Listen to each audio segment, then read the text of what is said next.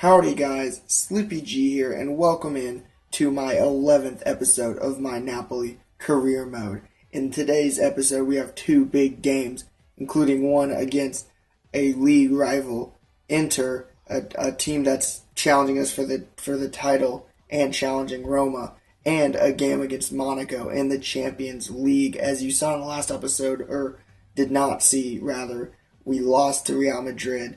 It's going to make things extra difficult, but this game against Monaco is a must-win or draw.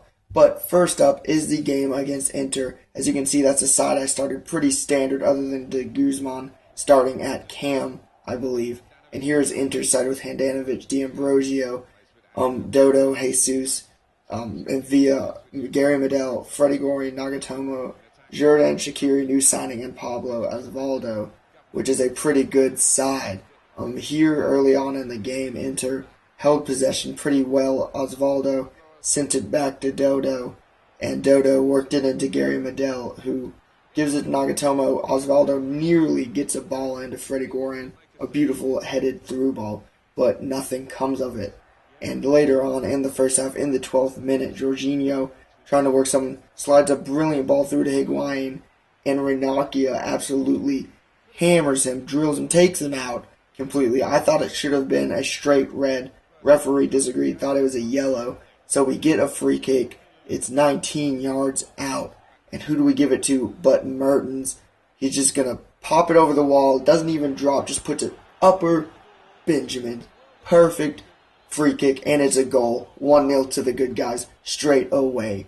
Perfect job for Mertens. And that's what you got to love to see from who I think is our impact player. So 1-0 to the good guys early on, really trying to take it to Inter at Inter.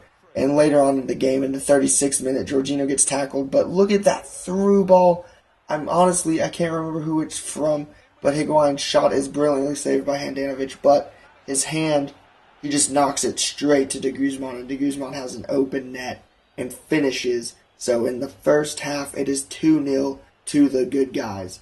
And Inter try to respond immediately, but we get the ball in the 40th minute. Higuain, look at him just jogging around Jesus, and then Ranocchia hits the deck. He jogs around him, and then this finish is abysmal. Just puts it straight at the keeper, and that is unacceptable.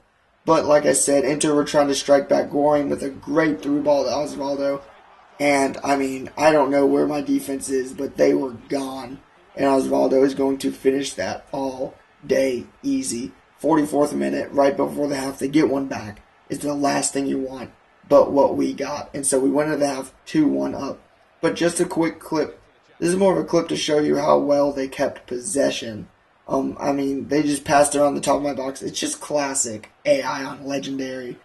Just passing around. And Villa made Jorginho look like a fool, but Rouvier, that's why I bought him. Great save at the near post, keeping it at 2-1. And in the 75th minute, Mertens cutting inside and getting a decent shot on, but Handanovic easily saves it. And from the ensuing goal kick, or ensuing ball out, I believe that was Koulibaly wins the ball. De Guzman sends a great through ball to Higuain, but he puts it wide. And I'm going to put that one on the rain, but I don't like how Higuain's been playing recently. But that is how the game ends. 2-1 in a huge game against Inter.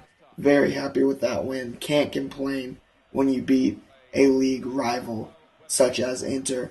And in that game, I think we dominated a lot of the game. They had some chances, but most of the more dangerous chances were for us. We had 6 shots on target to their 3, as you saw in their stats that flashed by. But here is the Monaco game at Monaco in the snow. Terrible conditions, and I was not looking forward to it. Here's the table about to come up, as it shows Monaco are 2 points below us, Basel 1 point below us, and Real Madrid 3 points above us. So if we could get a draw and keep Monaco 2 points below us, that would be fantastic. But the last thing we need is a loss. As you see Monaco's side, they have a few really talented guys, including Berbatov, a former Spurs man, and Abdenor, a rock at the back, and Carvalho, a veteran.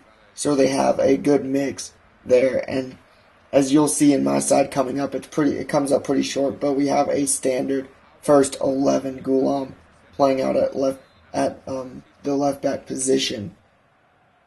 But here is Monaco wanted to come out. They wanted to put the pressure on us immediately. And Toulon and Berbatov play a quick 1-2 at the top of our box. Toulon gets off a pretty good shot, but pushes it wide.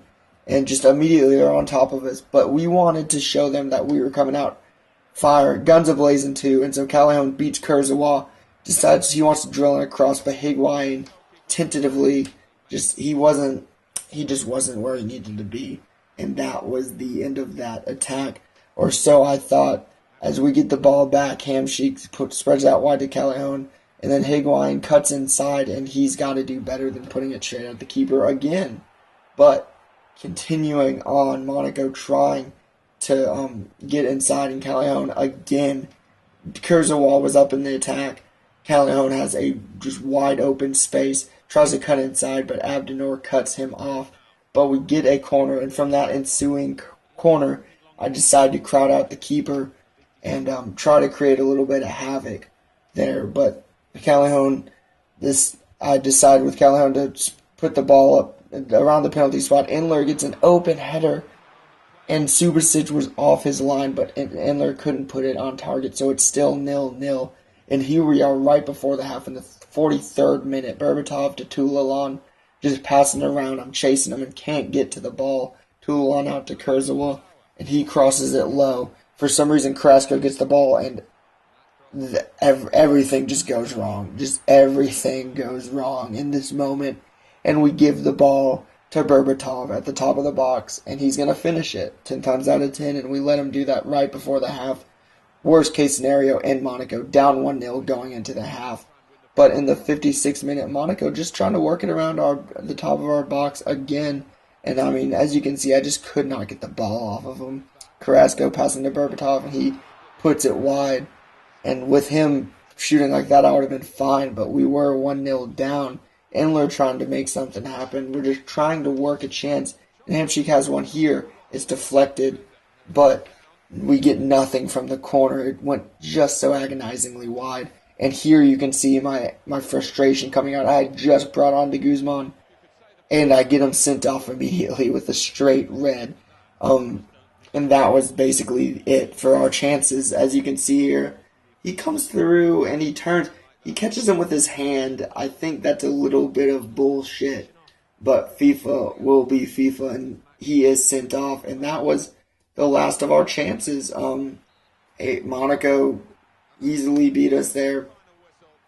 They basically parked the bus as soon as they were up. About the 70th minute, they parked the bus. And once de Guzman went off, I brought on some subs. I still had an attacking midfielder, but playing with 10 men just wasn't going to cut it. As you can see there, we had 3 shots on target, no goals. They had 1, and it went in. So, that's as frustrating as it gets. But they had 83. I don't know. They had more possession. But looking at the league table here, we have a game in hand on Inter and Roma above us. So if we get a win in the game in hand, we will go above Inter and 2 points below Roma. We still haven't lost. We're 6-5-0 in the league. So I have no problem with our league form so far. Juventus also with a game in hand could draw level with Juventus. But looking at the Champions League table, we now are in 3rd, not advancing. And everything comes down to the final game against Basel. If we win and Monaco lose or draw, we're through. If Monaco win, we can't go through. And if Monaco draw, and if we draw and Monaco lose, we will go through on away goal. So basically, we need to take care of our business in Switzerland, or else we're not going through against a tough Basel side. So it's not going to be easy. But that is it for this episode. In the next episode, we have Sampdoria and Cagliari, and the next episode after that is followed by Empoli, a game against Empoli, and the game against Basel. So huge. But that is it for this video. If you guys like the video, drop a like. I'd really appreciate it. If you like the series so far, subscribe. I've been working on releasing them more often, just because I wanted to play the career mode more. Thank you for watching, and have a nice day.